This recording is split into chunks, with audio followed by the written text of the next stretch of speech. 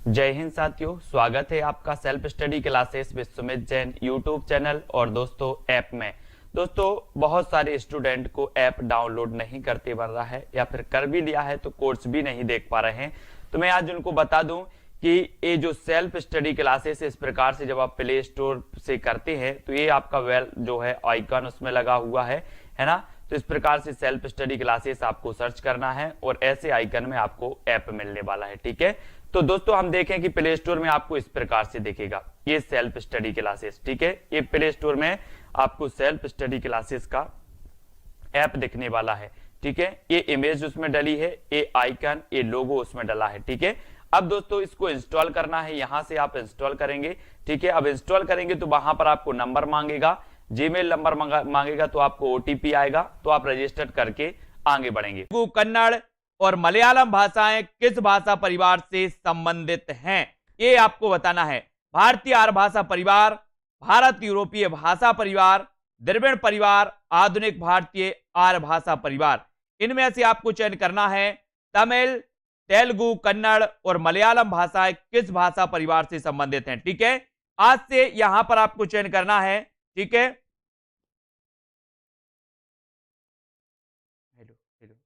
हाँ, तो तमिल, तेलुगु, कन्नड़ और मलयालम भाषाएं किस भाषा परिवार से संबंधित हैं, ये आपको बताना है। हरिओम जी, यहां पर आपको चयन करना है और बिल्कुल 1000 प्रश्नों की टेस्ट सीरीज होगी और आपका बिल्कुल सही आंसर हो जाएगा। क्या हो जाएगा? द्रविड़ परिवार, है ना। जो सी नंबर है, सा नंबर है, वो आपका बिल्कुल सही है, द्रविड़ परिवार।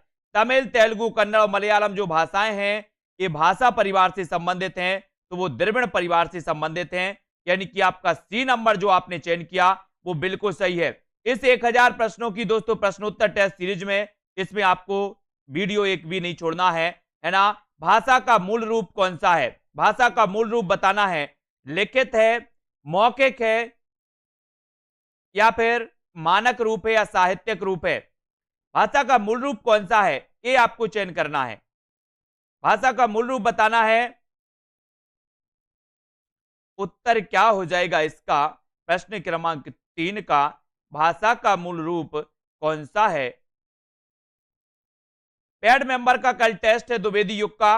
पैड नंबर बैच नंबर 1 के सभी स्टूडेंट का कल टेस्ट है द्विवेदी युग का, है ना। और बैच नंबर 2 यानी कि न्यू बैच स्टार्ट होने वाला है 5 तारीख से। भाषा का मूल रूप कौन सा है? तब सभी लोगों को पता है कि सर भाषा का जो मूल रूप होता है वो होता है मौखिक। मौखिक यानी कि आपका उत्तर हो जाएगा विकल्प नंबर बी। ठीक है, ये बी नंबर आपका बिल्कुल सही है, मौखिक रूप है। ठीक है, बहुत बढ़िया, बी नंबर सही होगा, मूल रूप होता है मौखिक। ठीक है, बच्चा पहले बोलता है और फिर लिखना सीखता है, तो मूल रूप क्या है? मौखिक है, मौखिक। खड़ी बोली हिंदी का साहित्यिक रूप किस शताब्दी में विकसित हुआ? खड़ी बोली हिंदी का साहित्यिक रूप किस शताब्दी में विकसित हुआ? प्रश्न क्रमांक 4 का उत्तर आपको बताना है। किस शताब्दी में हुआ? खड़ी बोली हिंदी का साहित्यिक रूप किस शताब्दी में माना जाता है? 18वीं, 17वीं, 19वीं या फिर 16वीं? 4 नंबर का आंसर है दोस्तों। ये जो प्रश्नोत्तर टेस्ट सीरीज आपकी जो चल रही है ये दोस्तों आज से प्रारंभ है और कंटिन्यू आपकी चलेगी 1000 प्रश्नों की। इसलिए किसी को ये टेस्ट सीरीज आपको मिस नहीं करना है। रोज रात्रि 9 बजे खड़ी बोली हिंदी का साहित्यिक रूप किस शताब्दी में विकसित हुआ? तब आपने बिल्कुल सही आंसर बताया है 19वीं शताब्दी। 19वीं यानी कि आपका उत्तर हो जाएगा विकल्प नंबर सी, 19वीं शताब्दी। ठीक है, सी नंबर हो जाएगा निशाजी राजकुमार जी। 19वीं शताब्दी आपका बिल्कुल सही होगा। हिंदी को भारतीय संविधान में संघ की राजभाषा के रूप में कब मान्यता मिली थी? प्रश्न क्रमांक 5 सभी को बताना। हिंदी पाठशाला हिंदी को भारतीय संविधान में संघ की राजभाषा के रूप में कब मान्यता प्राप्त हुई? गलत नहीं करना, बिल्कुल सही क्वेश्चन है, आसान क्वेश्चन है। देखते हैं कौन कौन सही बताता है। हरिशंकर जोशी जी, हिंदी को भारतीय संविधान में संघ की राजभाषा के रूप में कब मान्यता मिली थी? 14 सितंबर 1949, 14 सितंबर 1948, 14 सितंबर 1953 या 14 सितंबर 1950? तो बिल्कुल सही आंसर आया सभी लोगों ने 14 सितंबर 1949, यानी कि आपका जो एक नंबर है वो बिल्कुल सही है। एक नंबर आपका बिल्कुल सही है। Very good answer. अगला क्वेश्चन है, आचार्य महावीर प्रसाद द्विवेदी ने किस पत्रिका के माध्यम से खड़ी बोली हिंदी को परिष्कृत और परिमार्जित करने में महत्वपूर्ण भूमिका निभाई? बिल्कुल सरल क्वेश्चन। प्रश्न क्रमांक 6, आचार्य महावीर प्रसाद द्विवेदी ने किस पत्रिका के माध्यम से खड़ी बोली हिंदी को परिष्कृत और परिमार्जित करने में महत्वपूर्ण भूमिका निभाई? किस पत्रिका के माध्यम से? चांद पत्रिका, सुधा पत्रिका, सरस्वती पत्रिका या फिर प्रताप पत्रिका? किस पत्रिका के माध्यम से?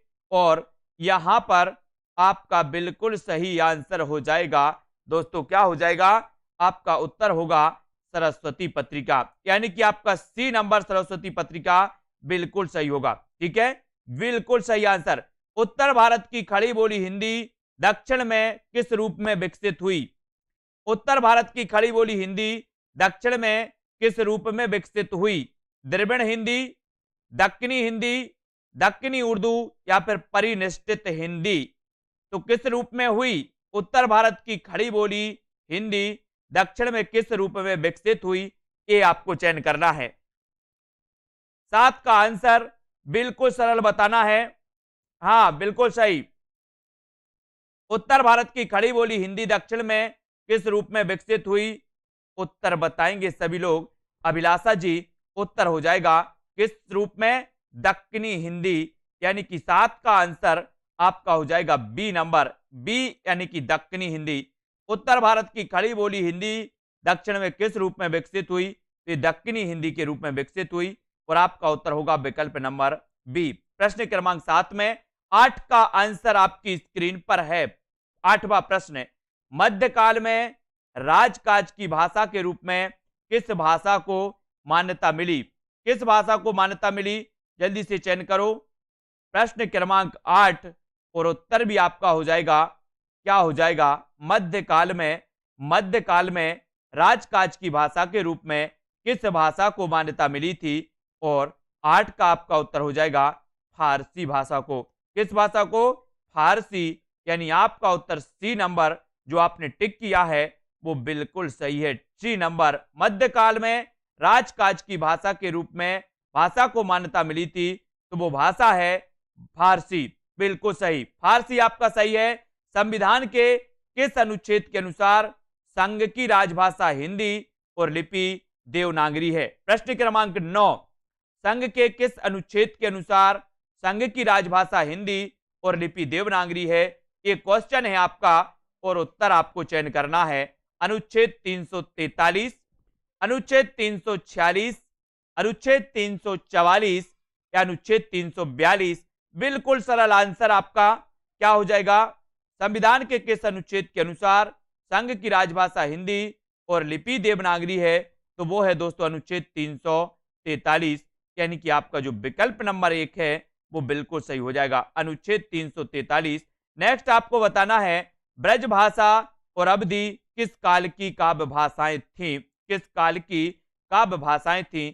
प्राचीन काल की, मध्यकाल की, आधुनिक काल की या फिर वैदिक काल की?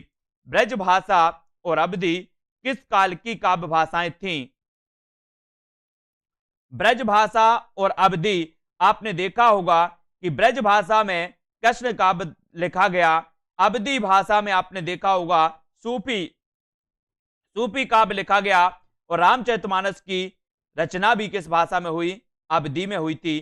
तो यहां पर 10 का आंसर आपको चयन करने के लिए बोला और उत्तर हो जाएगा आपका मध्यकाल, है ना? मध्यकाल यानी बी नंबर आपका सही हो जाएगा। रीतिकाल, भक्ति काल में काव्य भाषा के रूप में प्रतिष्ठित रही ब्रजभाषा, है ना?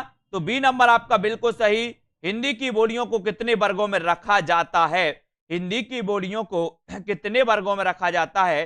प्रश्न क्रमांक 11 और 11 में आपको चयन करना है। उत्तर क्या हो जाएगा 11 का? 3, 4, 5 या फिर 8 हिंदी की बोलियों को कितने वर्गों में रखा जाता है? प्रश्न क्रमांक 11 में आपने चयन कर लिया है कि सर हिंदी की बोलियों को रखा जाता है कितने वर्गों में? प्रमोद जी, रेणु, राजेश कुमार जी, कुसुम सैनी जी, उत्तर हो जाएगा आपका 5 वर्गों में। कितने वर्गों में? 5, यानी कि सी नंबर टिक किया है आपने, सी नंबर, और उत्तर भी हो जाएगा आपका सी, बिल्कुल सही है। हिंदी की बोलियों को 5 वर्गों में विभक्त किया गया। बुंदेली और कन्नौजी बोली हिंदी के किस उपभाषा वर्ग की बोलियां हैं? प्रश्न क्रमांक 12, बुंदेली और कन्नौजी बोली हिंदी के किस उपभाषा वर्ग की बोलियां हैं? पूर्वी हिंदी, पश्चिमी हिंदी, राजस्थानी हिंदी या फिर पहाड़ी हिंदी?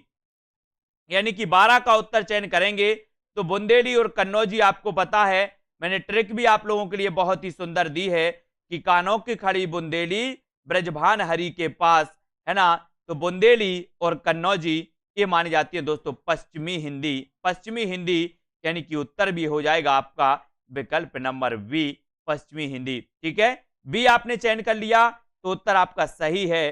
फिर बढ़ जाते अगले क्वेश्चन की ओर। आधुनिक भारतीय आर्य भाषाओं का विकास किससे हुआ है? आधुनिक भारतीय आर्य भाषाओं का विकास किससे हुआ है? संस्कृत से, हिंदी से, अपभ्रंश से या फिर पाली प्राकृत से?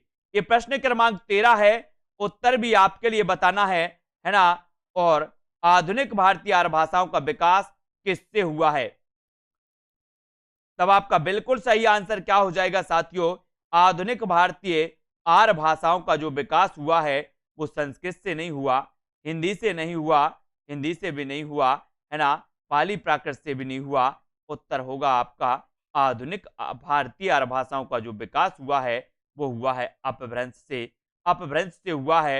अपन पढ़ते ना सौर सेनी अपभ्रंश, अर्धमागधी अपभ्रंश, मागधी अपभ्रंश, है ना, इन्हीं से हिंदी की आधुनिक भारतीय आर्य भाषाओं का विकास हुआ। यानी उत्तर आपका हो जाएगा विकल्प नंबर सी, सी नंबर आपका बिल्कुल सही हो जाएगा। ठीक है, फिर अगला क्वेश्चन आपको बताना, सी नंबर सभी ने करेक्ट बताया। भोजपुरी मूलतः है किस प्रदेश की बोली है? भोजपुरी मूलतः किस प्रदेश की बोली है? राजस्थान, बिहार, मध्य प्रदेश या फिर उत्तर प्रदेश? 5 सेकंड आपको दिए जाते हैं, आप अपने उत्तर का चयन करेंगे। भोजपुरी मूलतः किस प्रदेश की बोली है? तो आपने 14 का आंसर चयन किया। भोजपुरी मूलतः किस प्रदेश की बोली है? और राइट आंसर हो जाएगा। बोले सर भोजपुरी की अगर बात कर रहे हो तो ये भोजपुरी तो बिहार की है। कहां की है? बिहार की, बिल्कुल सही। भोजपुरी मूलतः बिहार की बोली मानी जाती है। और बी आपका बिल्कुल सही है, बी नंबर टिक किया है तो सही है। लाइक जरूर कर देना। मानक हिंदी का विकास किस बोली से हुआ है? मानक हिंदी का विकास किस बोली से हुआ है? खड़ी बोली हिंदी से, ब्रज भाषा से, अवधी या फिर बांगरू से? ये बताना प्रश्न क्रमांक 15 में। जिन भी साथियों ने अभी तक self study classes app download नहीं किया है वो ऐप को डाउनलोड कर लें, है ना। 5 तारीख से आपका न्यू बैच हिंदी साहित्य का स्टार्ट होने वाला है। आप न्यू बैच में जुड़ करके अपना अध्ययन बिल्कुल प्रारंभ से, शुरुआत से कर सकते हो। ठीक है, मानक हिंदी का विकास किस बोली से हुआ? तो 15 का आपका बिल्कुल सही आंसर हो जाएगा खड़ी बोली हिंदी से। यानी कि 1 नंबर आपका खड़ी बोली जो हिंदी है वो 1 नंबर बिल्कुल सही हो जाएगा। ठीक है, 1 नंबर भाषा के संदर्भ में अशुद्ध तथ्य कौन सा है? भाषा के संदर्भ में अशुद्ध तथ्य आपको बताना है। भाषा अर्जित संपत्ति है, भाषा सामाजिक वस्तु नहीं है, भाषा परिवर्तनशील है, भाषा अनुकरण द्वारा अर्जित की जाती है। तो कौन सा अशुद्ध तथ्य है? भाषा के संदर्भ में अशुद्ध तथ्य कौन सा है? तो आपको 16 का आंसर बताना है। और एक प्रतियोगिता का आयोजन किया जा रहा है मकर संक्रांति 14 तारीख को। बिल्कुल फ्री प्रतियोगिता होगी जिसमें सभी लोग भाग ले सकते हैं सेल्फ स्टडी क्लासेस ऐप में, है ना। जिसमें टॉप 3 विनर्स को हिंदी व्याकरण की टेस्ट सीरीज दोस्तों इनाम में दी जाएगी, उपहार स्वरूप दी जाएगी। और भाषा के संदर्भ में आपका बिल्कुल सही आंसर हो जाएगा भाषा सामाजिक वस्तु नहीं है, यानी उत्तर हो जाएगा आपका विकल्प नंबर वी नंबर आपने बिल्कुल सही चयन किया है। भाषा सामाजिक वस्तु नहीं है, ये भाषा के संबंध में ये अशुद्ध तथ्य माना जाता है है ना। लिपि के विकास क्रम में पहली लिपि कौन सी है? प्रश्न क्रमांक 17, लिपि के विकास क्रम में पहली लिपि कौन सी है? भावमूलक लिपि, सूत्र लिपि, चित्र लिपि या फिर प्रतीकात्मक लिपि। यानी कि 17 का आंसर आपका क्या हो जाएगा? लिपि के विकास क्रम में पहली लिपि कौन सी मानी जाती है? पहली लिपि कौन सी मानी जाती है, ये आपको बताना है ना। उत्तर लिखना है आपको और अंगूठा दबा देना है। लाइक सभी को कर देना है। एक बार मेरे प्यारे दोस्तों लाइक कर दो। लिपि के विकास क्रम में पहली लिपि कौन सी है? तो 17 का आंसर हो जाएगा चित्रलिपि। कौन सी है? चित्रलिपि, बिल्कुल सही है अर्शदीप जी। चित्रलिपि ये लिपि के विकास क्रम में पहली लिपि मानी जाती है। और सी नंबर आपका बिल्कुल सही होता है। मैथिल कोकिल किसे कहा जाता है? 18 का आंसर, सरल क्वेश्चन, मुझे नहीं लगता कि किसी के क्वेश्चन अभी तक गलत हुए होंगे। उत्तर क्या हो जाएगा? उत्तर बताना है प्रश्न क्रमांक 18 में। उत्तर क्या हो जाएगा? मैथिल कोकिल किसे कहा जाता है? 18 में आंसर बताना है। मैथिल कोकिल किसे कहा जाता है? मैथिल कोकिल चयन करो और उत्तर जो हो जाएगा आपका 18 का वो हो जाएगा मैथिल कोकिल किसे कहा जाता है? उत्तर हो जाएगा विद्यापति, है ना। विद्यापति यानी कि ए नंबर आपका, ए नंबर विद्यापति वाला ऑप्शन सही हो जाएगा। ठीक है, विद्यापति वाला। कृष्ण काव्य की अपार संपदा किस भाषा में है? कृष्ण काव्य की अपार संपदा किस भाषा में है? अवधी, ब्रज, खड़ी बोली या फिर मैथिली? चयन करेंगे सभी लोग। कृष्ण काव्य की अपार संपदा किस भाषा में है? और 19 का आंसर आपका, हाँ है ना। ऐसा बोलते ना कि ब्रज भाषा को हम जानते हैं काव्य भाषा के रूप में, काव्य भाषा के रूप में जानते हैं, है ना। और आपका उत्तर हो जाएगा विकल्प नंबर बी, ब्रज भाषा। ठीक है, ब्रज भाषा सही है। ब्रज भाषा खड़ी बोली, हरियाणवी, बुंदेली और कन्नौजी बोलियों हिंदी की बोलियों के किस वर्ग की हैं? ब्रज भाषा, खड़ी, हरियाणवी, बुंदेली और कन्नौजी। बुंदेली और कन्नौजी ये हिंदी की बोलियों के किस वर्ग की मानी जाती हैं? ये तो आपको पता ही है। कानों के खड़ी बुंदेली, ब्रजभान हरि के पास। तो ब्रज भाषा हो, खड़ी बोली हो, हरियाणवी हो, बुंदेली या फिर कन्नौजी हो, ये सभी बोलियां आती हैं पश्चिमी हिंदी के अंतर्गत, है ना। पश्चिमी हिंदी यानी कि आपका उत्तर हो जाएगा विकल्प नंबर वी। वी जिन्होंने चयन किया उनका आंसर बिल्कुल सही, राइट आंसर। ठीक है, अगला क्वेश्चन अब आपको बताना है, मुगल काल में हिंदी भाषा पर प्रभाव डालने वाली भाषा कौन सी है? मुगल काल में हिंदी भाषा पर प्रभाव डालने वाली भाषा कौन सी है? फारसी, अंग्रेजी, चीनी या फिर जापानी? यानी कि 21 का आंसर आपको चयन करना है। मुगल काल में पूछा गया कि मुगल काल में हिंदी भाषा पर प्रभाव डालने वाली भाषा कौन सी है? 21 यानी कि 21 का उत्तर बिल्कुल सही आंसर। 5 सेकंड आपको दिए जाते हैं, 5 सेकंड में आपके उत्तर को चयन आपका करना है। और मुगल काल में हिंदी भाषा पर प्रभाव डालने वाली जो भाषा थी दोस्तों, वो भाषा थी कौन सी? फारसी भाषा। कौन सी भाषा थी? फारसी। और ए नंबर आपका फारसी बिल्कुल सही चयन किया आपने। अगला क्वेश्चन यशरत्ती जी, इन लिपियों में से कौन सी लिपि पहले उर्दू लिपि की भांति दाएं से बाएं लिखी जाती थी? कौन सी लिपि दाएं से बाएं लिखी जाती थी उर्दू लिपि की भांति? तो ये 4 विकल्प हैं, ब्राह्मी, खरोष्टी, चित्र या फिर सूत्र लिपि। 5 सेकंड में उत्तर का चयन करें और कमेंट में लिख दें, है ना। इन लिपियों में से कौन सी लिपि पहले उर्दू लिपि की भांति दाएं से बाएं लिखी जाती थी? और 22 का आंसर जो आपका सही हो जाएगा वो हो जाएगा दोस्तों कौन सी लिपि? कौन सी लिपि हो जाएगी 22 का आंसर? आंसर बताया सुनील शर्मा जी ने। अंश जी ने बताया सर खरोष्टी लिपि। खरोष्टी यानी बी नंबर आपका बिल्कुल सही है ना। उर्दू लिपि की भांति ये लिखी जाती थी दोस्तों, दाएं से बाएं की ओर लिखी जाती थी। कौन सी? खरोष्टी लिपि, है ना। तो आपका उत्तर हो जाता है विकल्प नंबर वी। देवनागरी लिपि में हिंदी के अतिरिक्त और कौन सी भाषा लिखी जाती है? देवनागरी लिपि में हिंदी के अतिरिक्त और कौन सी भाषा लिखी जाती है? देवनागरी लिपि में बताना है। हिंदी की लिपि मानी जाती है देवनागरी, और देवनागरी लिपि में हिंदी के अतिरिक्त और कौन सी भाषा लिखी जाती है, यानी कि प्रश्न क्रमांक 23 और 23 में जब चयन करने के लिए आपके लिए बोला गया है तो आपको लगाना है। बोले सर तमिल को काट दो, बंगला को काट दो, पंजाबी को काट दो, है ना। देवनागरी लिपि में लिखी जाती है मराठी। कौन सी लिखी जाती है? मराठी। और आपका डी नंबर आपका बिल्कुल सही है। जो आप बिल्कुल राइट आंसर बताया, मेवाती और हाड़ौती बोलियां हिंदी में किस वर्ग की बोलियां हैं? मेवाती और हाड़ौती बोलियां हिंदी में किस वर्ग की बोलियां हैं? पंकज जी, देवकी जी, उत्तर 24 का आपको चयन करना है। और अंगूठा जरूर चलाते जाइए, रेखा जी, रमा जी, है ना, मनीष जी। मेवाती और हाड़ौती बोलियां हिंदी में किस वर्ग की बोलियां हैं? और अपन पढ़ते हैं दोस्तों मेवाती। ये मेवाती उत्तरी राजस्थानी कहलाती है ना। जयपुरी, मेवाती, मारवाड़ी, मालवी ये राजस्थानी हिंदी की बोलियां हैं। और दोस्तों 24 का आंसर जो आपका बिल्कुल सही आंसर होगा कि मेवाती और हाड़ौती ये राजस्थानी हिंदी की मानी जाती हैं, यानी कि उत्तर आपका बी नंबर बिल्कुल सही है। B number correct. अधिकतर भारतीय भाषाओं की लिपियों का विकास किस प्राचीन लिपि से हुआ है? अधिकतर भारतीय भाषाओं की लिपियों का विकास किस प्राचीन लिपि से हुआ है? यानी कि 25 में हमें चयन करना है।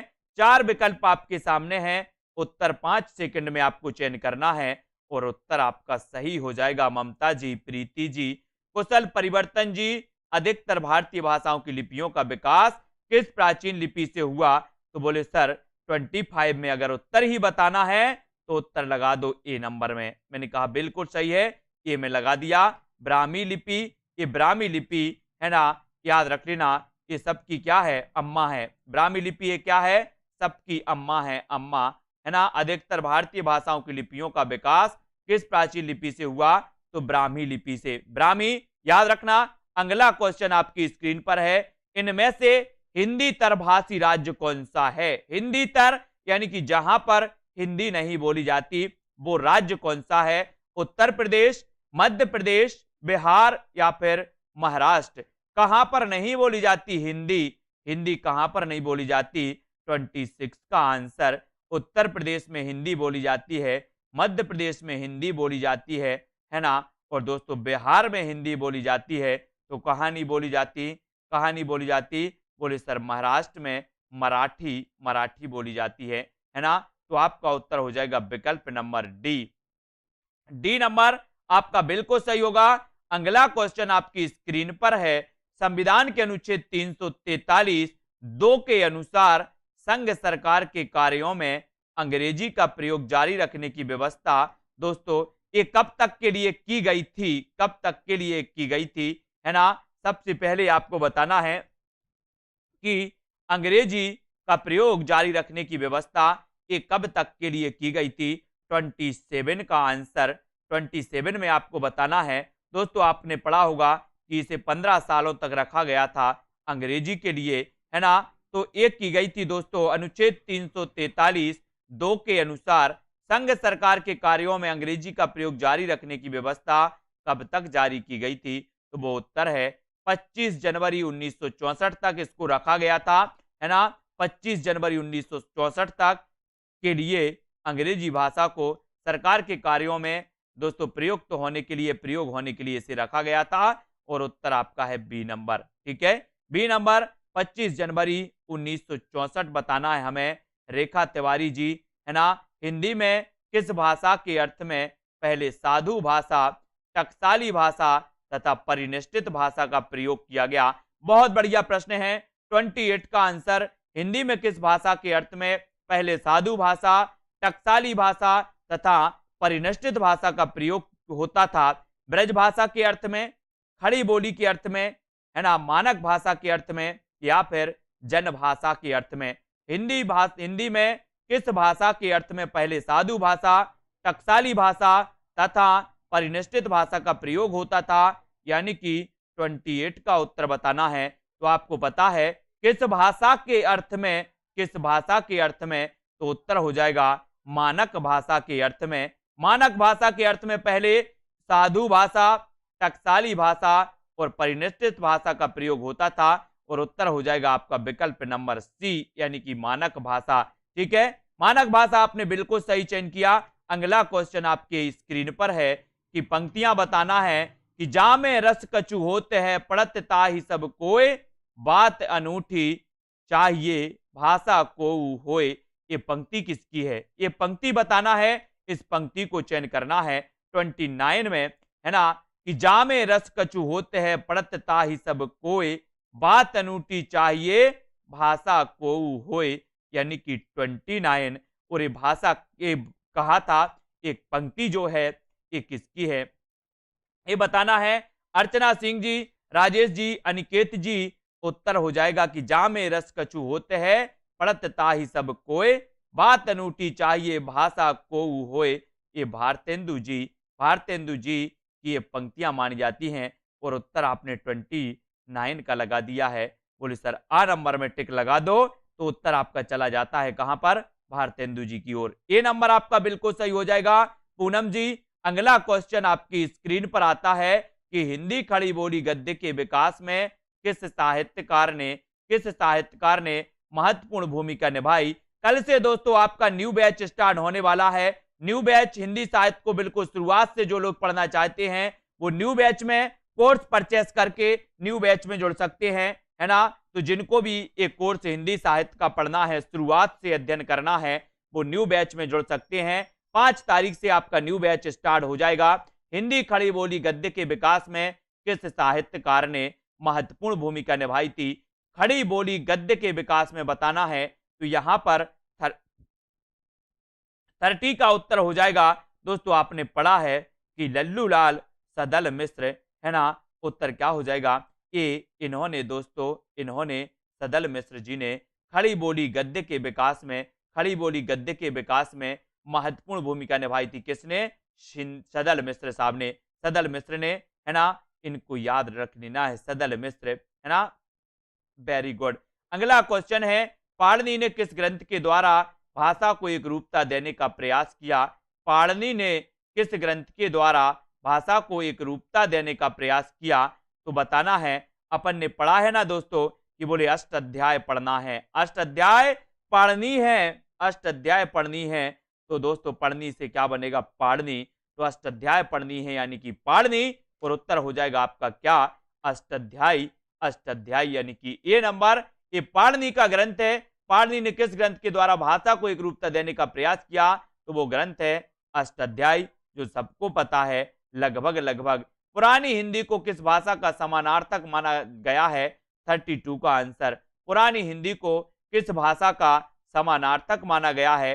प्राकृत का, अपभ्रंश का, पाली का, या फिर लौकिक संस्कृत का। सभी लोग लाइक जरूर कर देना और ऐप डाउनलोड कर लें। आज ही self study classes play store में सर्च करें, self study classes app download करते तो यहां पर आपका कोई घाटा नहीं होने वाला। यहां पर जो कुछ भी मिलेगा आपके लिए लाभदायक होगा दोस्तों, है ना। तो आप लोग जरूर डाउनलोड करें। और 14 तारीख मकर संक्रांति के अवसर पर एक प्रतियोगिता का आयोजन किया जाएगा। आप लोगों के लिए प्रोत्साहन के लिए भी, आप लोगों के लिए दोस्तों, है ना, ज्ञान के लिए भी, आप लोगों के अध्ययन के लिए भी इस प्रतियोगिता का आयोजन किया जाएगा। पुरानी हिंदी को किस भाषा का समानार्थक माना जाता है, और 32 में आपका सही उत्तर हो जाएगा अपभ्रंश। अपभ्रंश याद रख लेना, ठीक है। अपभ्रंश यानी बी नंबर आपका बिल्कुल सही हो जाएगा, ठीक है। बी नंबर पूजा जी बिल्कुल सही है। पश्चिमी हिंदी का उद्भव किस अपभ्रंश से हुआ है। हेम इंग्लिश जी, पश्चिमी हिंदी का उद्भव किस अपभ्रंश से हुआ है। स्वर सैनी, है ना, मागधी, अर्धमागधी, या फिर पैसाची, जल्दी से बताना है। राम मूरत जी, यसरत्ती जी, सभी लोग बताएंगे पश्चिमी हिंदी का उद्भव किस अपभ्रंश से हुआ है। अर्षदीप जी, 33 का आंसर किससे हुआ है। स्वर सैनी से, मागधी से, अर्धमागधी से, या फिर दोस्तों पैसाची से। पश्चिमी हिंदी का उद्भव किस अपभ्रंश से हुआ है, तब आपका उत्तर हो जाएगा स्वर सैनी अपभ्रंश। और ए नंबर आपका बिल्कुल सही है। ए नंबर जिन्होंने टिक किया उनका आंसर बिल्कुल सही है साथियों, स्वर सैनी, है ना। पूर्वी हिंदी की बोलियां अपभ्रंश के किस रूप से विकसित हुई? पूर्वी हिंदी की बोलियां अपभ्रंश के किस रूप से विकसित हुई? पूर्वी हिंदी अपन पढ़ते हैं दोस्तों आ, वा, है ना, और छत्तीसगढ़ी। तो अवधी, बघेली और छत्तीसगढ़ी। अब छत्तीसगढ़ी पूर्वी हिंदी की बताना है।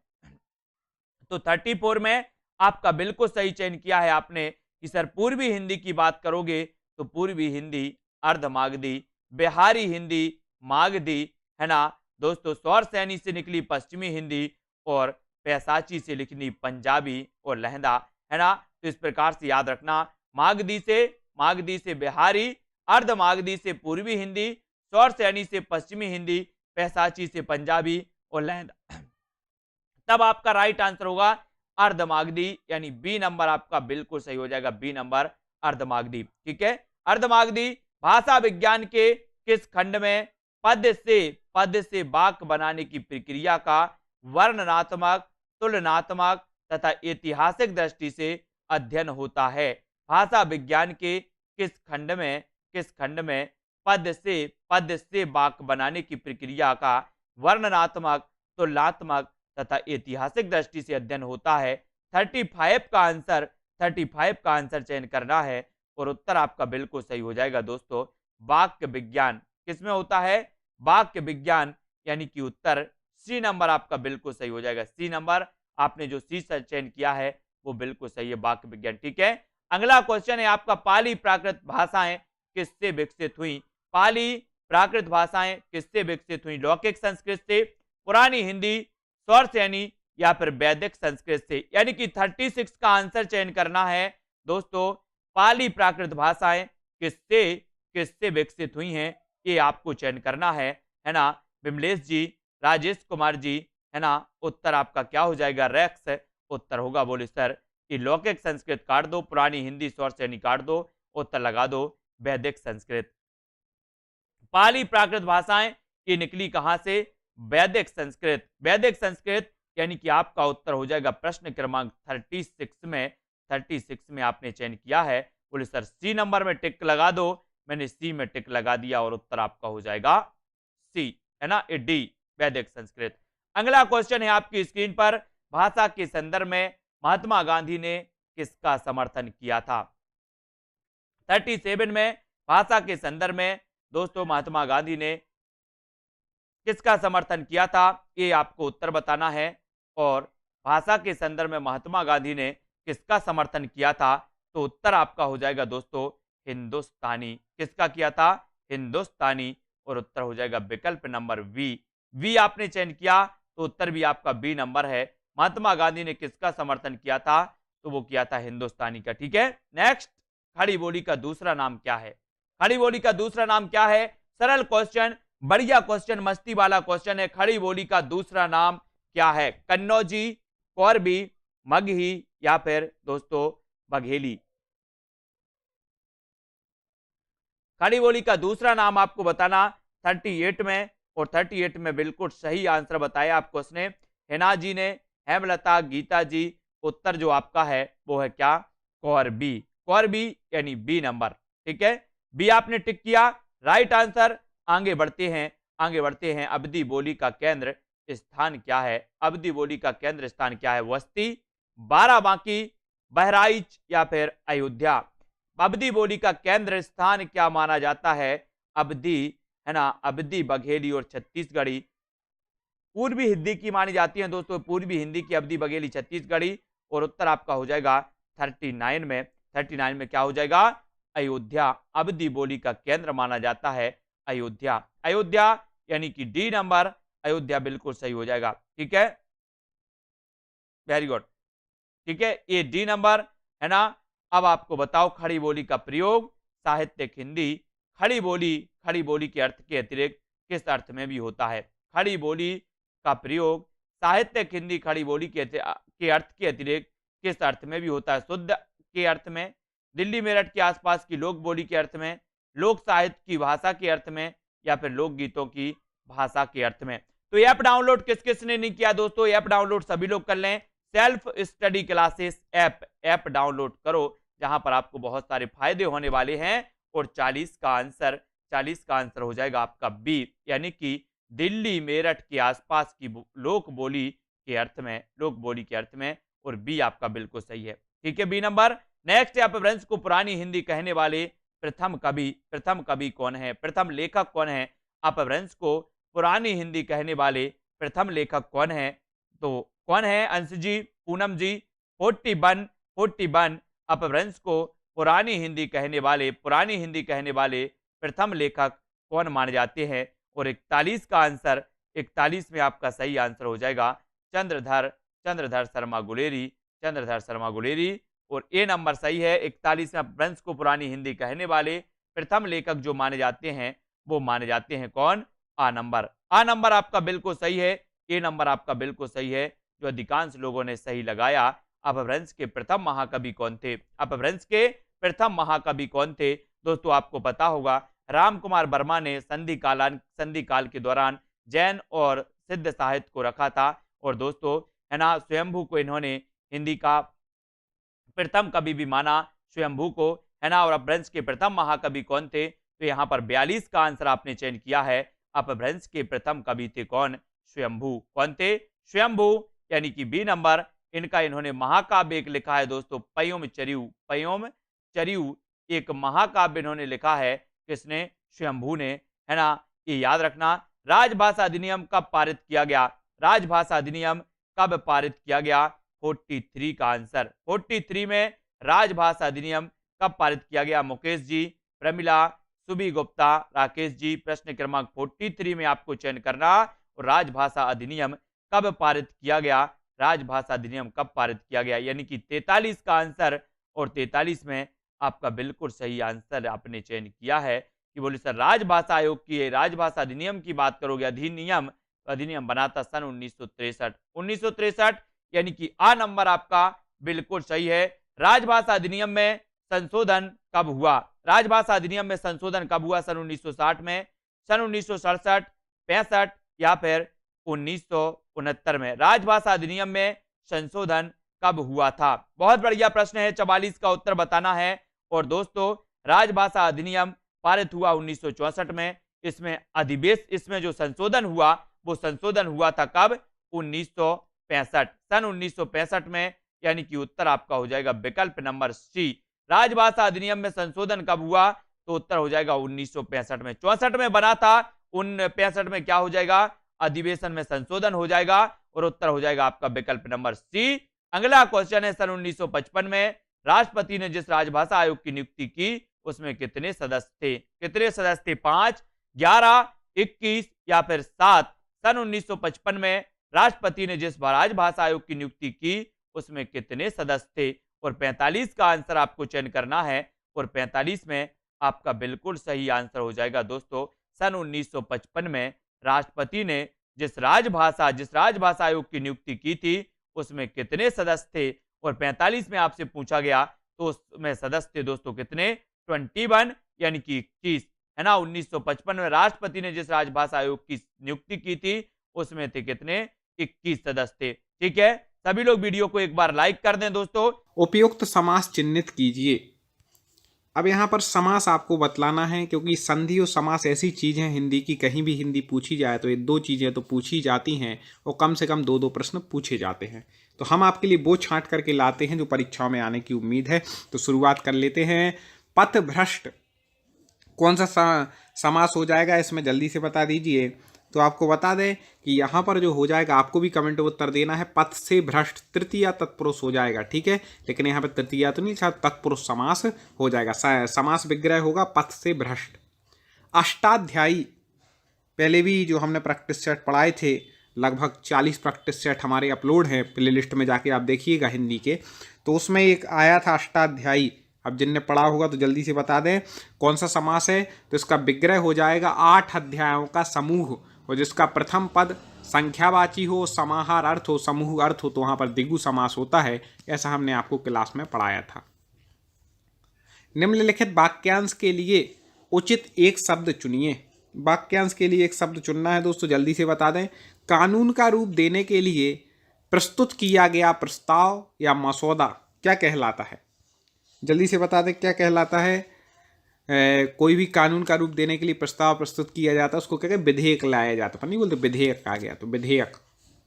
विस्मय स्थायी भाव किस रस का है? रस से संबंधित प्रश्न है, काव्य शास्त्र को भी कवर कर रहे हैं तो रस से संबंधित है। विस्मय किस रस का स्थायी भाव है? तो बिल्कुल सही पहचान रहे हैं, अद्भुत रस का स्थायी भाव है। कठिन और सरल दोनों प्रकार के प्रश्नों का इसमें मिश्रण है। चौपाई छंद के प्रत्येक चरण में कितनी मात्राएं होती हैं? जल्दी से बता दें कौन पहले उत्तर देता है सही। बिल्कुल सही पहचान रहे हैं, चौपाई चरण के प्रत्येक छंद में 16 मात्राएं होती हैं। ठीक है। तेरी बरछीने बरछीने हैं खलन के पंक्ति में कौन सा अलंकार है? तेरी बरछीने बरछीने। ठीक है। अब यहाँ पर एक शब्द है लेकिन उसके अर्थ दोनों बार अलग अलग हैं तो यहाँ पर क्या हो जाएगा? यमक। ठीक है। आगे देखें, कवि एवं रचनाओं से प्रश्न है। कुछ बीच बीच में ऐसे प्रश्न रहते जो आपके सिलेबस के नहीं है, उनको हम अलग कर देते हैं और जो आपके सिलेबस के होते वो हम लेकर के छांट करके आ जाते हैं। आचार्य रामचंद्र शुक्ल का निबंध संग्रह है, कवि रचनाओं से संबंधित प्रश्न है, रचनाएं पूछ लेता है। तो जल्दी से बता दें आचार्य रामचंद्र शुक्ल का कौन सा है? हाँ बिल्कुल चिंतामणि है। ठीक है। गद्य पद्य भी पूछते तो इन्हीं की किसी रचना में से उठा के पूछ लेगा और बोल देगा ये किसकी है रचना, वो आ जाते हैं। आदिकाल की रचना है, निम्न में से आदिकाल की रचना कौन है? बिल्कुल सही, खुमान रासो आदिकाल की रचना है। ठीक है। किसने लिखी? यदि आपको पता हो उत्तर तो कमेंट में बताइए। आगे देख लेते हैं, निम्नलिखित में से कौन सी कृति सन 1963 में साहित्य अकादमी पुरस्कार विजेता अमृत राय की है? तो दोस्तों बता दें कि 1963 में साहित्य अकादमी पुरस्कार किसको मिला? अमृत राय को। तो क्लियर हो गया, लेकिन किस कृति के लिए मिला था? तो वो था प्रेमचंद जी की उन्हें जीवनी लिखी थी जिसके नाम था कलम का सिपाही नाम से। ठीक है। तो प्रेमचंद कलम का सिपाही, प्रेमचंद जी की जीवनी किन्होंने लिखी? उनने लिखी थी, क्या बोलते हैं, अमृत राय जी ने। ठीक है। पृथ्वीराज रासो किस कवि की रचना है? पृथ्वीराज रासो सबको पता है, चंद्रवरदाई जी की रचना है। ठीक है। आगे बढ़ जाते हैं, सूरदास किसकी रचना है? कई बार पूछा गया, महत्वपूर्ण है और कई लोग इसमें कंफ्यूज होते हैं। सूरदास किसकी रचना है? सूरदास कवि अलग हुए लेकिन एक सूरसागर किसकी रचना है? जल्दी से बता दीजिए। सूरसागर। अब सूर लगा है तो यहाँ पर भी सूरदास का उत्तर ठीक हो जाएगा। ठीक है। आगे बढ़ते हैं और आगे ही और भी अभी पूरे अपन प्रश्न कंप्लीट करते हैं। दोस्तों कुल 30 प्रश्न हमें लेने हैं तो जो आपके महत्वपूर्ण रहते हैं हम अलग PDF से उठा लेते हैं। चलिए, 8 कनौजियाँ 9 चूल्हे लोकोक्ति का क्या अर्थ होता है? 8 कनौजिया 9 चूल्हे लोकोक्ति का आपको अर्थ बतलाना है। हाँ बिल्कुल सही पहचान रहे हैं, 8 कनौजिया 9 चूल्हे अलगाव की स्थिति। ठीक है। 8 कनौजिया है 9 चूल्हे हैं तो क्या मतलब? गौशाला में कौन सा समास है? समास बहुत महत्वपूर्ण है तो आपको बता दें, गाय के लिए शाला उसको क्या बोलते हैं? गौशाला। तो तत्पुरुष हो जाएगा, चतुर्थी तत्पुरुष। किस रस को रसराज कहा जाता है? वेरी वेरी IMP हिंदी भाषा का महत्वपूर्ण प्रश्न है तो आपको बता दें कि श्रृंगार रस को रसराज कहा जाता है। आगे देखते हैं, छंद से संबंधित गणों की सही संख्या क्या है? गण कितने होते हैं छंद से संबंधित जो हैं? कौन बताएगा? बिल्कुल सही, 7 होते हैं गण। ठीक है। यमाता राजभान सरगा बोलते ना, यगण तगण मगण जगण भगण। वही मनुष्य जो मनुष्य के लिए मरे पंक्ति में कौन सा अलंकार है? वही मनुष्य है जो मनुष्य के लिए मरे। जल्दी से बता दीजिए। हाँ यमक अलंकार है। यहाँ मनुष्य का क्या अर्थ? एक तो वही मनुष्य है जो मनुष्य मतलब मानवता के लिए, मनुष्यत्व के लिए मरे, ऐसा। कुमार संभवम के रचयिता कौन है? जल्दी से बता दीजिए। कुमार संभव महाकाव्य है और इसकी जो रचना की थी, हाँ बिल्कुल सही पहचान रहे हैं क्योंकि हम पढ़ा चुके हैं। तो हमारे स्टूडेंट जो चैनल से पहले से सब्सक्राइब किए हैं उन्हें तो पता ही होगा, कालिदास, क्योंकि हम ट्रिक से कालिदास की रचनाएं पढ़ा चुके हैं। नाटक स्कंदगुप्त की रचना किसने की? स्कंदगुप्त नाटक, हाँ बिल्कुल सही, जयशंकर प्रसाद जी का है स्कंदगुप्त। विनय पत्रिका किस कवि की रचना है? जल्दी से पहचान लीजिए। बिल्कुल सही, तुलसीदास जी की रचना है विनय पत्रिका। अंधायोग किसकी रचना है? अंधायोग, अंधायोग धर्मवीर भारती जी की रचना है। ठीक है, आगे भारत का शेक्सपियर किसे कहा जाता है? बहुत महत्वपूर्ण भी है और बहुत सरल भी है। कालिदास जी को भारत का शेक्सपियर कहा जाता है। इस प्रकार से हमने यदि आपको नियम पता होगा तो आप आराम से लगा लेंगे कि ई ऊ के बाद कोई भिन्न स्वर आ जाए तो अनुधन ईषण से क्या बन जाएगा? अन्वीषण। ठीक है, ऊ को क्या हो जाएगा? वाह हो जाएगा, ना आधा बचेगा। तो इस प्रकार से अन्वीषण बनता है। आगे देखते हैं, महत्वपूर्ण प्रश्न चर्चा कर रहे हैं निरंतर। रंग भवन। ठीक है, तो नीचे लिखे मुख्य शब्द के 4 अर्थ दिए हैं, सर्वाधिक उपयुक्त अर्थ का चयन कीजिए। रंग भवन, अब इसके सबसे उपयुक्त अर्थ आपको चुनना है। तो रंगा हुआ भवन, रंग बनाने का कारखाना, नाट्यगृह या रंगेलियां मनाने का स्थान। तो आपको बता दें नाट्यगृह को क्या कहते हैं? रंग भवन कहते हैं। याद रखिएगा, सबसे उपयुक्त यही है इसका अर्थ। प्रतिघात, प्रतिघात के लिए सबसे उपयुक्त चुनिए, क्या होगा भैया? प्रतिघात। तो आपको बता दें कि प्रतिघात मतलब कोई अपना घात करे तो अपन उसके बदले उसका घात कर दें। प्रतिघात मतलब चोट के बदले चोट। ठीक, किसी ने एक मारा तो एक उसने मार दिए सामने वाले ने, ये क्या हो गया? प्रतिघात एक प्रकार से। त्रिकालज्ञ। ठीक है, त्रिकालज्ञ मतलब क्या हो जाएगा? ज्ञा मतलब तो होता है जानने वाला, तो त्रिकाल मतलब जो तीनों काल को जानता है उसको क्या कहते हैं? उसको सर्वज्ञ कहते हैं, जो सब कुछ भूत भविष्य वर्तमान सब जानता है। इस प्रकार से सर्वज्ञ हो जाएगा त्रिकालज्ञ का। निम्नलिखित 4 विकल्पों में से शुद्ध वाक्य का चयन कीजिए। ठीक है, अब शुद्ध वाक्य देखिए, बिल्कुल ध्यान से पढ़िएगा, एक एक कमेंट में जल्दी उत्तर बताइएगा। तो शुद्ध वाक्य यहाँ पर 4 ये हैं, तो हम आपको जल्दी से देख करके उत्तर बताते जा रहे हैं। प्रत्येक को 2 पुस्तकें दीजिए। ठीक है, 30 का हो जाएगा। प्रत्येक को 2 पुस्तकें दीजिए। अब यहाँ पर दिया है प्रत्येक को 2-2 पुस्तकें दीजिए। 2-2 अलग कहने की जरूरत नहीं है, प्रत्येक को 2 मतलब समझ जाएंगे, एक एक को दे रहे हैं, 2-2 देना है। हर एक को 2-2, अब हर एक और फिर 2-2 तो वो भी नहीं है। प्रत्येक व्यक्ति को 2 पुस्तकें दीजिए। ठीक है, तो प्रत्येक व्यक्ति, अब व्यक्ति बोलने की जरूरत नहीं, प्रत्येक जो है व्यक्ति को देगा और किसी को देने वाले नहीं है। ठीक है, तो बी सही हो जाएगा। अगला देखें 31,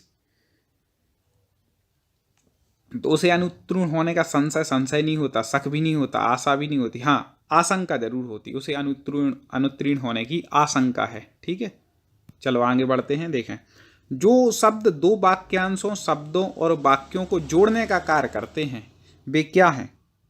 जल्दी से बता दें क्या हैं? तो जो वाक्यांशों शब्दों को जोड़ते हैं वो समुच्चय बोधक शब्द हैं। ठीक है, समुच्चय मतलब ये होता है जुड़ना। जो शब्दांश शब्द के पहले जुड़कर अर्थ में परिवर्तन लाते हैं, तुम पहले बता चुके कि भाई उपसर्ग हैं वो शब्द के पहले जुड़ते हैं। ठीक है, ये उत्तर हो गया। प्रत्यय शब्द के बाद में जुड़ते हैं। संधि 2 वर्णों के बीच में होती है। ऐसे आप लगा सकते हैं। नाक का बाल होना, मुहावरे का क्या अर्थ है? नाक का बाल होना, जल्दी से बता दीजिए मुहावरे का अर्थ। नाक का बाल मतलब अधिक प्रिय होना। बैठे से बेगार भली, कहावत का सही अर्थ है कि बैठे से बेगार भली, आपने सुनी होगी कहावत। तो निरर्थक से कम लाभ का काम अच्छा है, फालतू बैठे से अच्छा खुद थोड़ी लाभ हो जाए। ठीक है, शरणार्थी के लिए अंग्रेजी शब्द रूप होगा। शरणार्थी जल्दी बता दें, तो इसका उत्तर जो हो जाएगा सी, फुगेटिव। ठीक है, आगे बंदर का तत्सम है बंदर, तो बंदर को कहते हैं बानर। ठीक है, तत्सम तद्भव। तत्सम पूछ रहे नहीं तो पर्यायवाची सोच के कपि या मरकटे लगाया हो। याद रखिएगा क्या पूछा है। कमल के समान नयन में कौन सा समास है? कमल के समान नयन में कौन सा समास है? तो आपको बता दें उपमान उपमेय भाव है। कमल नयन यहाँ पर जो इसका बन जाएगा कमल नयन। ठीक है, तो नयन मतलब आंखों की उपमा किससे की गई है? कमल के। उपमान उपमेय भाव है तो कर्मधारय समास है। ट्रिक हमने अपने चैनल टॉप 50 स्टडी पर संधि समास की पढ़ाई है, आप जा करके सर्च करके जरूर देख लें। जो युद्ध में स्थिर होता है उसे कहते हैं, जो युद्ध में स्थिर हो उसे क्या कहते हैं? तो युधिष्ठिर। युद्ध में स्थिर मतलब युधिष्ठिर, कई बार पूछा गया। जो व्याकरण जानता है उसको क्या कहते हैं? उसको कहते हैं व्याकरण को जानने वाला, मतलब वैयाकरण। ठीक है, वैयाकरण कहते हैं। ये भी कई बार पूछा गया। सब प्रश्न बार बार पूछे जाते हो, आगे देखना, देखेंगे ही आपको पेपर में। आप हमारे हिंदी साहित्य के जितने भी हमने प्रैक्टिस सेट कराए हैं, आप एक बार जा कर के प्लेलिस्ट में जाएं चैनल की और ज़रूर देख लें, जिससे कि आपको कोई भी ऐसा महत्वपूर्ण प्रश्न ना छूटे। जो अव्यय वाक्य में किसी शब्द के बाद लगाकर उसे विशेष बल प्रदान करते हैं, उसे क्या कहते हैं? जो शब्द के बाद में लगते हैं। अभी बताया था पहले, अब पूछ रहे हैं बाद में, तो उसी के साथ हमने आपको बता ही दिया था। तो जो अव्यय वाक्य लेकिन लगेंगे, हाँ कोई वो नहीं लग रहा, शब्द नहीं लग रहा, अब यहाँ अव्यय वाक्य किसी शब्द के बाद में लगकर विशेष बल प्रदान करें, उनको कहते हैं निपात। याद रखिएगा। जयशंकर प्रसाद की कौन सी काव्य रचना अतुकांत शैली में लिखी गई? कई बार पूछा गया। अतुकांत शैली में लिखी गई जयशंकर प्रसाद की कौन सी रचना है? तो आपको बता दें प्रेम पथिक। ठीक है, जो प्रेम का पथ हो जाता है फिर उसका कोई तुक नहीं रहता, वो इधर उधर मतलब घूमता है। अतुकांत ऐसे आप याद रख लेंगे, याद करने के लिए ऐसा कोई मतलब वो नहीं है। निम्नलिखित में से कौन सी पुस्तक प्रेमचंद द्वारा लिखित नहीं है? जल्दी से बता दें, प्रेमचंद की रचना इनमें से कौन सी नहीं है? कायाकल्प है, रंगभूमि इनका प्रसिद्ध उपन्यास है, प्रेमाश्रय है, हाँ जय पराजय नहीं है। ठीक है, बी उत्तर इसका ठीक हो जाएगा। कबीरदास भक्ति काल की किस धारा के कवि थे? जल्दी से बता दें, तो कबीरदास जी थे संत काव्य धारा। ठीक है, निर्गुण के काव्य के अंतर्गत जो संत काव्य धारा थी उसके कवि थे कौन? कबीरदास जी। ये सब एक प्रश्न बार बार पूछे जाने वाले परीक्षाओं वाले प्रश्न हैं दोस्तों। एक एक प्रश्न महत्वपूर्ण है, एक एक प्रश्न को याद करिए, ध्यान से समझिए, पढ़िए, क्योंकि पहले भी हम बहुत सारे वीडियो लाए हैं और आगे भी ऐसे हिंदी व्याकरण, जिसमें इसी में देखना आप संधि, समास, अव्यय, उपसर्ग, प्रत्यय, विशेषण शब्द सब आ गए इन क्वेश्चनों में। और इसी के बाद आपको बता दें कि रचनाएं भी आ गई, प्रमुख विशेषताएं भी आ गई हैं, और काव्य शास्त्र भी आ गया, रस, छंद, अलंकार, ऐसे हर चीज़ आपको हमारे चैनल पर उपलब्ध मिलती है। ये हम लेकर के आते रहते हैं, इसलिए अभी तक सब्सक्राइब ना किया हो तो सब्सक्राइब कर लेना। दोस्तों एक निवेदन है कि वीडियो को लाइक जरूर करें, आप लाइक करेंगे तो हम और ऐसे वीडियो लाने का बिल्कुल प्रयत्न करते हैं कि दोस्त इतना पसंद कर रहे हैं तो हमें और ऐसे वीडियो, ऐसे प्रश्न लाना चाहिए। तो आपको यदि प्रश्न पसंद आ रहे हो तो लाइक जरूर कर लेना। चले अगला देखें, पश्चिमी हिंदी के अंतर्गत कौन सी बोली बोली जाती है? देखो हिंदी जो है, पूर्वी हिंदी, पश्चिमी हिंदी, ये सब आपने पढ़ी होंगी, बिहारी हिंदी, ये सब पढ़ लेना है। बोलियां जो है ना हिंदी की, ये जरूर पढ़ लेना, इससे संबंधित एक दो क्वेश्चन आपके पेपर में आएंगे, इसलिए आप बहुत अच्छे तरीके से पढ़ लीजिए। अब यहाँ पे पूछा है कि पश्चिमी हिंदी की कौन के अंतर्गत कौन सी बोली आती है? तो आपको बता दें जो मेवाती है और मगही, बघेली, यहाँ जो बोल रहे हैं तो मेवाती तो आती नहीं है, तो राजस्थानी के अंतर्गत आ जाएगी। बघेली और मगही भी नहीं आती। हाँ, कन्नौजी जो है वह पश्चिमी के अंतर्गत आती है। तो कौन सा उत्तर इसका ठीक हो जाएगा? कन्नौजी, जो पश्चिमी हिंदी के अंतर्गत आती है। ऐसे आप वीडियो शुरू करते हैं। दानवीर में कौन सा समास है? अब दानवीर शब्द की यदि हम व्याख्या करें तो अर्थ निकलेगा दान में वीर। अब मैं क्या है? सप्तमी तत्पुरुष। मैं किस में आता है? सप्तमी तत्पुरुष में, या फिर ऐसा कह सकते हैं कि संबंध तत्पुरुष। संबंध होता है ना, सॉरी, संबंध की जगह अपन लगा लें अधिकरण तत्पुरुष। अधिकरण में आता ना मैं पेपर, तो दान में वीर कौन सा समास हो जाएगा? तत्पुरुष समास हो जाएगा। ठीक है, डी उसका उत्तर ठीक है। आगे बढ़ते हैं, निम्न में से कौन सा शब्द शुद्ध है? शुद्ध शब्द पहचानने के लिए आपको उच्चारण शुद्ध आना चाहिए। तो यहाँ पर ये लिखे गए हैं क्या? आयोजित। अब आयोजित सही कहाँ पर लिखा है? यहाँ पर लिखा है। अब उच्चारण करके देख लिया करें तो आपको अंदाजा हो जाएगा। ठीक है, आगे बढ़ते हैं। यदि पिछले वीडियो आपने ना देखे हों तो प्लेलिस्ट में जा कर के देख सकते हैं, या यूट्यूब पर सर्च करें टॉप 50 स्टडी, और क्रम से आपको ये वीडियो मिल जाएंगे। कल्पना का विपरीतार्थक शब्द कौन सा है? कल्पना। ठीक है, एक होता है कल्पना और एक होता है यथार्थ या वास्तविक। अब दो तो आपको सही, तो एक और असली, ये तो होंगे नहीं। अब दो में से कन्फ्यूजन होगी। तो ये यहाँ पर कह रहे हैं कल्पना। कल्पना मतलब एक है कल्पना और एक है यथार्थ। ठीक है, तो यथार्थ ज़्यादा इसके लिए ठीक हो रहा है, तो कल्पना का विपरीतार्थक क्या हो जाएगा? यथार्थ हो जाएगा। अगला है तरी शब्द का पर्यायवाची कौन सा है? कमेंट में आप जरूर उत्तर लिखते जाएं हमारे बताने से पहले, और वीडियो को लाइक कर दें। तो तरी शब्द का पर्यायवाची आपको बता देंगी। तरी शब्द का पर्यायवाची हो जाएगा नौका, नाव। ठीक है।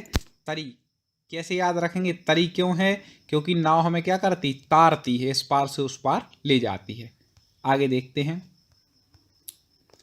आंख शब्द का पर्यायवाची कौन सा नहीं है, याद रखिएगा। यहाँ क्या पूछ रहे, नहीं है, नहीं तो क्या आंख शब्द का पर्यायवाची, लोग कहते अरे आंख का पर्यायवाची पहले ही दिया है, बिल्कुल चक्षु लगा कर के आगे बढ़ जाते, गलती मत करना पेपर में। यहाँ पूछ रहे नहीं है, तो आंख का चक्षु तो है, लोचन भी है, अक्षी भी है, तो इसका उत्तर हो जाएगा धात्री। धात्री नहीं है, बाकी अक्षी मतलब भी आंख, लोचन मतलब भी और चक्षु मतलब भी क्या है, आंख है। पर्यायवाची याद करने की ट्रिक हम पहले आपको पढ़ा चुके हैं, चैनल पे देख लें। सांप का पर्यायवाची शब्द कौन सा नहीं है, सांप का, तो आपको बता दें कि यहाँ पे 4 ऑप्शन दिए हैं, ठीक है। सांप के यदि आपने पर्यायवाची पढ़े होंगे तो हरी, हरी भी कहते हैं सांप को, सारंग भी कहते हैं, खग नहीं कहते, खग तो पक्षी को कहते हैं, खग किसको कहते हैं, पक्षी को, याद रखिएगा। तो सांप शब्द का पर्यायवाची क्या नहीं है, खग नहीं है। खा मतलब होता है आकाश और गा मतलब होता है गमन करने वाला, तो आकाश में गमन करने वाला अर्थात पक्षी होता है, याद रखिएगा। हरी भी है सांप का पर्यायवाची, सारंग भी और भोगी भी है, ये सब सांप के पर्यायवाची हैं। एक प्रश्न में कई प्रश्न कवर करने हैं। रिक्शा किस भाषा का शब्द है, कई बार पूछा गया, मैंने देखा परीक्षाओं में कि रिक्शा कौन सी भाषा का शब्द है, तो आपको बतला दें कि रिक्शा जो है वह जापानी भाषा का शब्द है। बहुत अच्छे अच्छे प्रश्न आगे भी आप तक लेकर के आने हैं। टोटल हमारा लक्ष्य है कि 1000 प्रश्न आपको ऐसे हिंदी व्याकरण के ले आएँ और काव्य शास्त्र की आप इनको पढ़ लें, फिर आपको ज़्यादा कुछ पढ़ने की ज़रूरत ना पड़े। आस्तिक संक्षिप्तीकरण है, आस्तिक संक्षिप्तीकरण है किसका है, तो ईश्वर के प्रति आस्थावान, वह कौन कहलाता है, आस्तिक कहलाता है, ठीक है। निम्नलिखित में से स्पर्श व्यंजन कौन सा है, मैंने आपको बताया था का से लेकर के माँ तक, मतलब कचट तक पूरे का, खा गा घा हिंगा चाचा जा जाए यहाँ, ये सब क्या कहलाते हैं, 25 वर्ण होते हैं, ये क्या कहलाते हैं, स्पर्शी व्यंजन कहलाते हैं। अब आप इसमें से देख सकते हैं कि कौन सा वो वर्ण है जो आता है, तो आपको पता है चा वर्ग में आता है, छा, चा छा, तो छा क्या हो जाएगा, स्पर्शी व्यंजन हो जाए। क्यों कहते हैं, क्योंकि जब इसका उच्चारण करते हैं तो आपने देखना कि जैसे छा, तो जीभ जो है वह ऊपर तालू से टकरा रही है, स्पर्श कर रही है, इसलिए वह क्या है, स्पर्शी व्यंजन है, याद रखिएगा। 35वां देखें, निम्नलिखित में से कौन सा तत्सम शब्द है। तत्सम हम पहले भी बता चुके हैं कि जो शब्द संस्कृत से हिंदी में आए लेकिन वैसे ही उच्चारित होते हैं, लिखे जाते हैं जैसे संस्कृत में थे, उनको तत्सम कहते हैं, और जो बदल जाते हैं वो तद्भव कहलाते हैं। तो तत्सम आम्र, ठीक है, आम्र क्या है यहाँ पर, तत्सम है। आम के लिए क्या कहते हैं, आम्र, ठीक है। आँख, तो आँख का तत्सम हो जाएगा अक्षी, ठीक है, जो अभी आया था। आंसू का होता है अश्रु, ऐसे होते हैं अलग अलग, लेकिन अपन को यहाँ पर बतलाना है कि तत्सम आम्र है, ठीक है। निम्नलिखित में से कौन सा तद्भव शब्द है। यदि प्रश्न पसंद आ रहे हो तो वीडियो को लाइक और शेयर जरूर करना दोस्तों, अन्य लोगों तक पहुँचे। तो अब तद्भव बतलाना है। अब देखिए तद्भव शब्द की आपको बात बतला दें तो इनमें से जो तद्भव शब्द पूछा गया, कोआ, ये तो तद्भव है भैया, कोआ, तो कुत्ता भी तद्भव है क्योंकि स्वान बोलते, कोयल भी तद्भव है, तो ये सभी क्या हो जाएंगे, तद्भव शब्द ही हैं, इसमें तत्सम नहीं है। आगे का उच्चारण स्थान है, ठीक है, का कंठ, याद रखिएगा, ये डायरेक्ट आप बोल के भी देखेंगे ना, का तो सीधे कंठ से आवाज़ निकल रही, जीभ कहीं नहीं टकरा रही है, ठीक है, का सीधे कंठ से, तो का क्या हो जाएगा, कंठ। हमने पूरा बताया भी था, का वर्ग होता है वह पूरा कंठ से ही उच्चारित होता है, ये भी याद रखिएगा। अगला देखें, निम्नलिखित में से कौन सा शब्द पुल्लिंग है। अब पुल्लिंग यदि अपन को सोचना है तो सबसे पहले एक बार तो शब्द का बोलना आना चाहिए और उसका प्रयोग करना आना चाहिए कि हमें शब्द का प्रयोग कैसे और कहाँ पर करते हैं। पहला दिया है आय, अपन क्या कहते हैं भैया, आपकी आय अच्छी है। अब अच्छी जब कह दिया तो पुल्लिंग, तो फिर आपको समझ में आ जाएगी कि इसमें तो हो नहीं सकता, ठीक है। आँख, तुम्हारी आँखें अच्छी हैं, अच्छी भी स्त्रीलिंग में आ गया। आदत, आपकी आदत अच्छी है या आपकी आदत अच्छा है, तो बोलते नहीं, अच्छी बोलते, हाँ। आलस्य नहीं करना चाहिए, तो यहाँ पर क्या हो जाएगा, आलस्य, यहाँ पर पुल्लिंग हो जाएगा, बाकी तो अपन को स्त्रीलिंग दिखाई ही दे रहा है अलग से। आगे बढ़ते हैं। निम्नलिखित में से कौन सा शब्द स्त्रीलिंग है? ऐसे ही आप क्या वाक्य बना लिया करें तो आपको क्लियर हो जाएगा।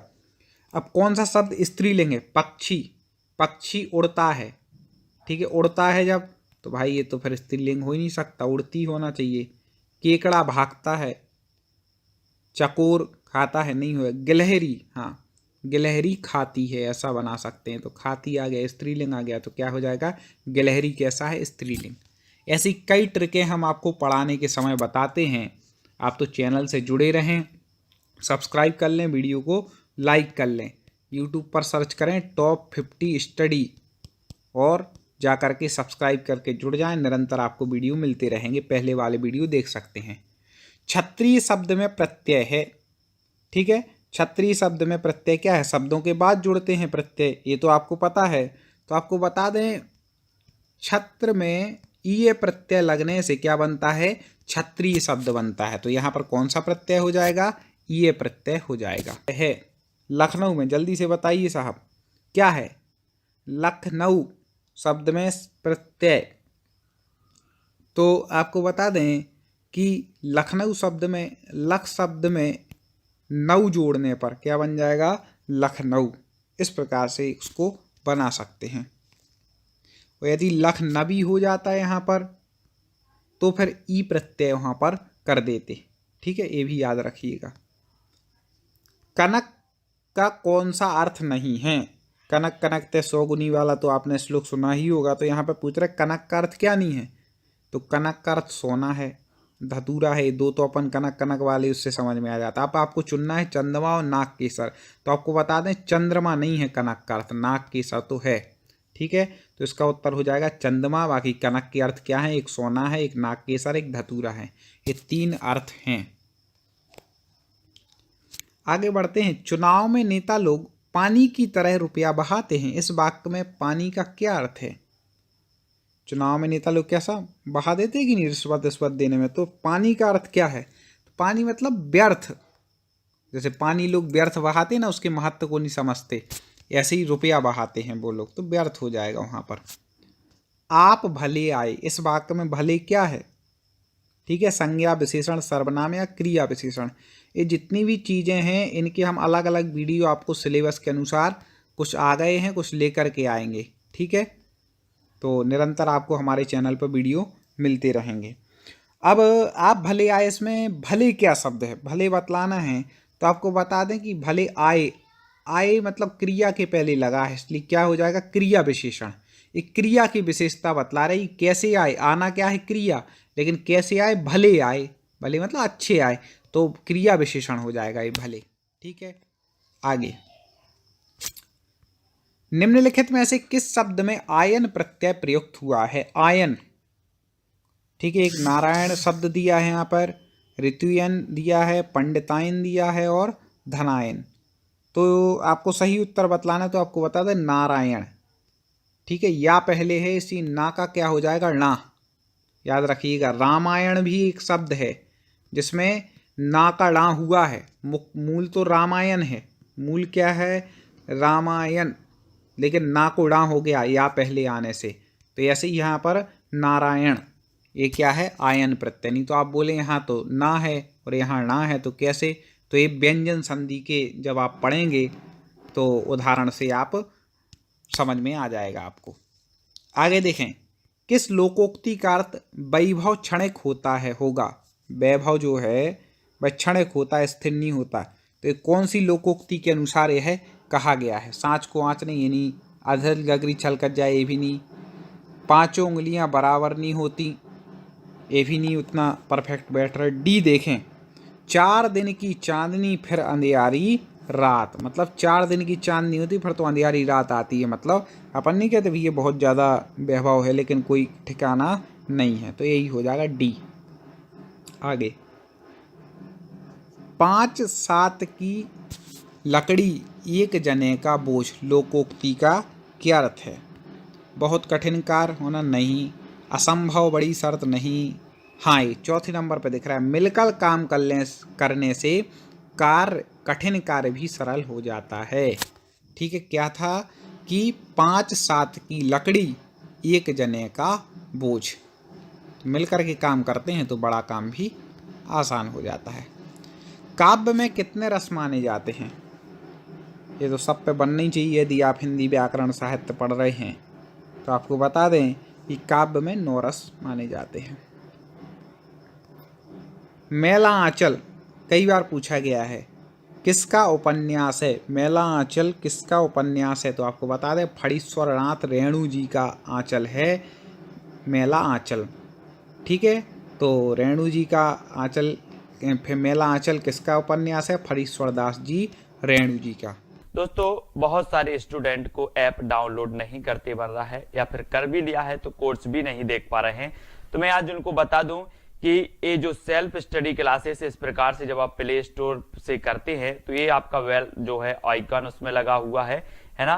तो इस प्रकार से सेल्फ स्टडी क्लासेस आपको सर्च करना है और ऐसे आइकन में आपको ऐप मिलने वाला है। ठीक है, तो दोस्तों हम देखें कि प्ले स्टोर में आपको इस प्रकार से दिखेगा ये सेल्फ स्टडी क्लासेस। ठीक है, ये प्ले स्टोर में आपको सेल्फ स्टडी क्लासेस का ऐप दिखने वाला है।